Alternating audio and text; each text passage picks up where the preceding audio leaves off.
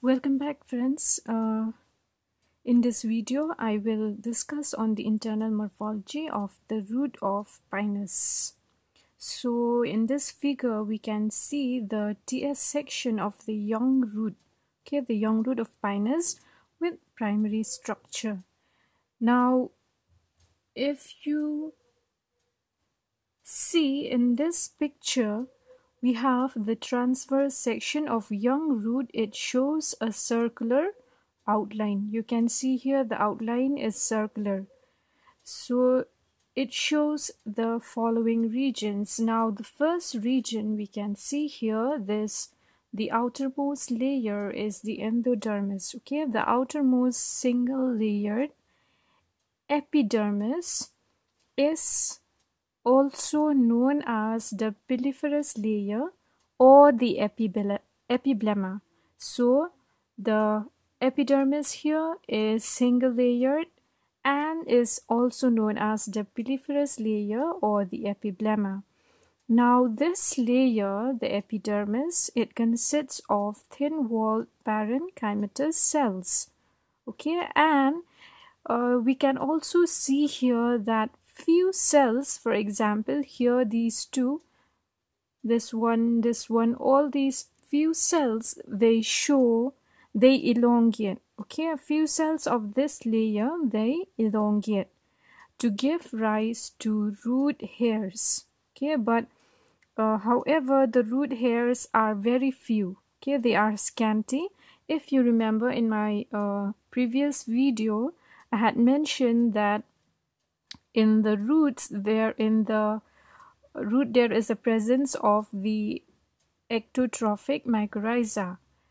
Now these mycorrhiza, they replace the root hair, so we have a very few root hairs due to the presence of these ectotrophic mycorrhiza. Why? Because these ectotrophic mycorrhiza, they form a symbiotic relationship with the roots of the Pinus plant.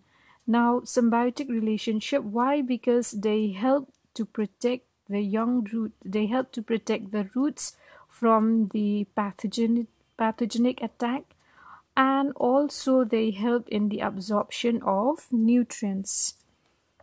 And in turn, they obtain their nutrients from the roots of a plant. So we say that they form a symbiotic relationship with the plant. So thus in this case, there is a very few root hairs which are formed in the root of a plant. Now the next layer we can see here is the cortex. The cortex is about 4 to 5 layered or more. Okay, it is around 4 to 5 or more layers consisting of thin-walled parenchymatous cells. So the next layer here you can see is the endodermis. So a cortex is followed by the endodermis. If we see that from the periphery towards the center, the next layer is the endodermis. Now the endodermis here also is a single layered and distinct. Okay, and some of the endodermis cells, they possess characteristic Casparian thickenings. Okay, some of the cells, they possess the Casparian strips or the Casparian thickenings.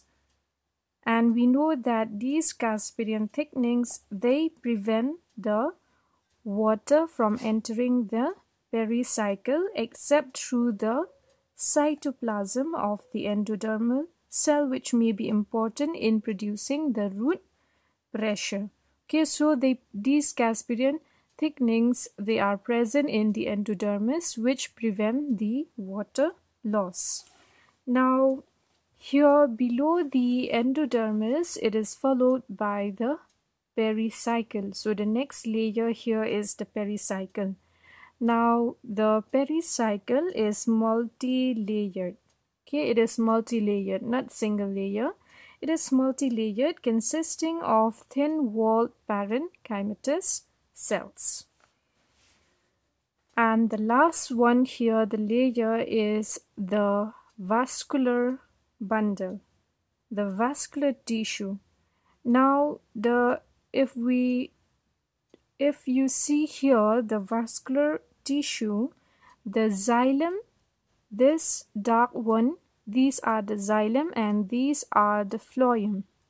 So here the phloem and the xylem in the root, they always show a radial arrangement. You can see here they alternate with each other, showing a radial arrangement.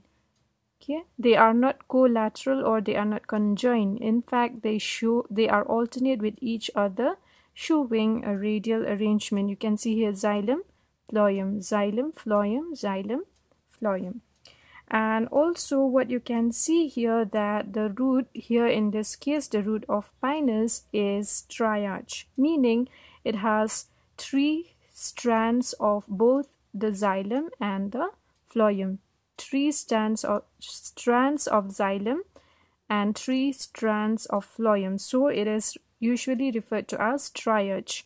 But sometimes these roots of Pinus, it may be diarch, that is only 2 strands of xylem and phloem, or hexarch, okay, meaning 6 strands of xylem and phloem. So it depends from species to species.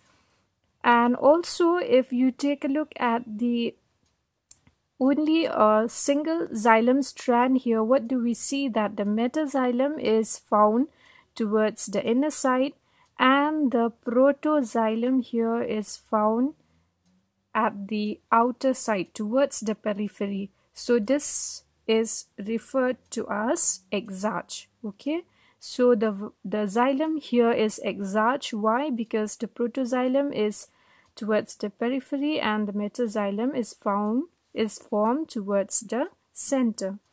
Now also here, if you see the protoxylem here, it bifurcates, okay, forming here, it becomes a Y-shaped. Okay, it becomes a Y-shape. The protoxylem point bifurcates and becomes Y-shaped, and in between these Y-shaped protoxylem, what you can see here in all the 3 strands, you can see there is a presence of resin canal. So just remember this important point, that the resin canal is situated opposite to the phloem. You can see here opposite to the phloem, in between the 2 arms of the Y-shaped protoxylem. You can see here there is a presence of the resin canal.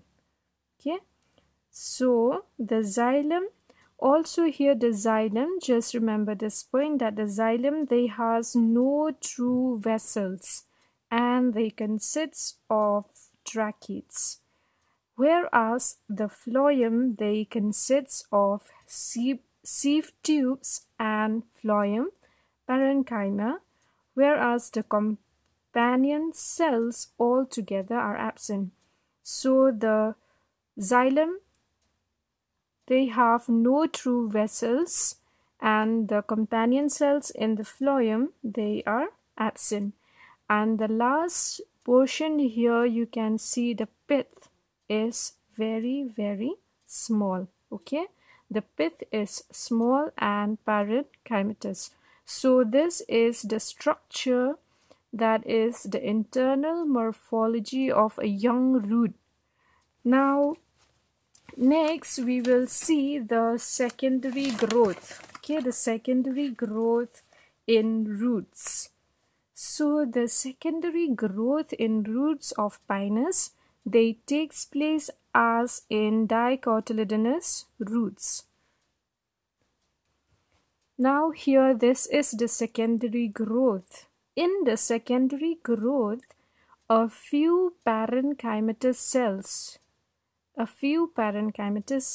they are present in between the xylem and the phloem. So in secondary growth of the roots, a few parenchymatous cells is found between the xylem and the phloem, surrounding the phloem. Okay, they surrounding the phloem and become meristematic and starts function as cambium. So you can see here in this figure, this is the cambium. You can see in this part. Between the xylem and the phloem, there are parenchymatous cells which become meristematic and form the cambium. Now the cambium strips, they look crescent shaped and they starts cell division, okay, and cut the secondary xylem. Okay, here the cambium, they cut the secondary xylem towards the center and the secondary phloem towards the periphery. Okay, so these cambium, you can see here this in this figure, this is the enlarged figure. Okay, the enlarged portion of this secondary root. Now you can see here the cambium, it divides the secondary xylem towards the inner side. Okay, towards the inner side, whereas the secondary xylem towards the periphery. Now simultaneously the cork cambium, it developed from the outer layer of the pericycle. So this is the outermost layer of the pericycle. We can see here the cork cambium. Okay, this one. This is the cork cambium, which arise from the outermost layer, which develop from the outer layer of the pericycle. Now this cork cambium, it produces dead cells of cork. Okay, these dead cells of cork, they are referred to as phloem. Now the cork cambium produces the dead cells of cork, towards the outer cell and the living cells of secondary cortex towards the inner side. So I'll just repeat this portion here.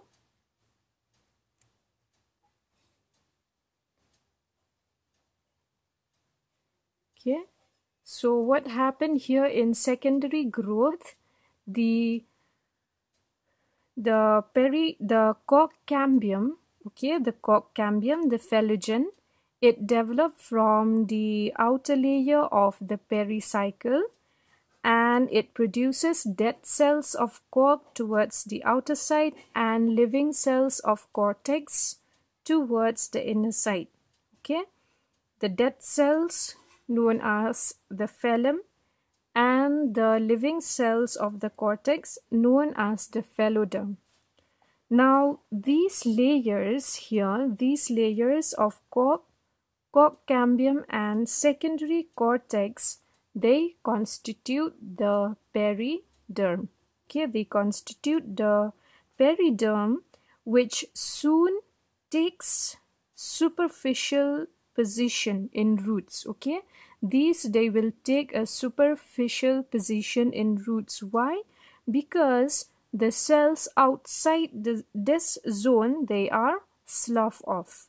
In secondary roots, the cells outside this layer, they are sloughed off, and thus this layer, that is the layer of cork cambium and secondary cortex, which constitute the periderm, they will take a superficial position.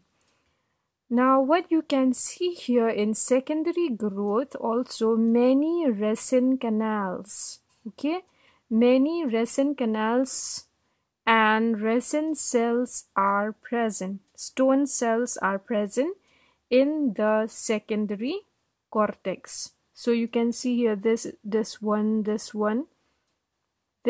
These are the resin canals. They are not only present in between the bifurcation of the xylem, but also in the cortex. Okay, in the cortex you can find many resin canals and stone cells. You can see here in this figure as well. The resin canals are also present in this region of the cortex, and also the stone cells. Next, here you can see in secondary growth, what you can see here is the crushed primary phloem. Okay, due to the development of the secondary phloem and the cambium, here the primary phloem gets crushed, and this primary phloem is present outside the secondary phloem. You can see here in this enlarged figure, due to the formation of this, you can see here the primary phloem here, it is being crushed. Okay, the crushed primary phloem is present outside the secondary phloem. And what you can see also here, there are many medullary rays. Okay, so many uniseriate medullary rays are present in the secondary xylem. You can see here, this is the secondary xylem, where the cambium cuts the secondary xylem towards the center and the secondary phloem towards the outer side. So in between the secondary xylem, we can also see the presence of many medullary rays. Okay, the uniseriate medullary rays. And the primary xylem, whereas the primary xylem, okay, this one, the primary xylem is actually the same as in the case of young roots.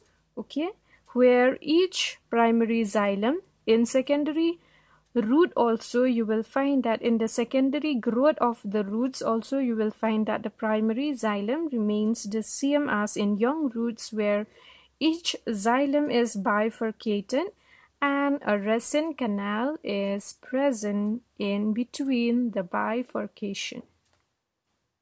Okay, so that's it for today. I will continue with other internal morphologies of Pinus in my next videos.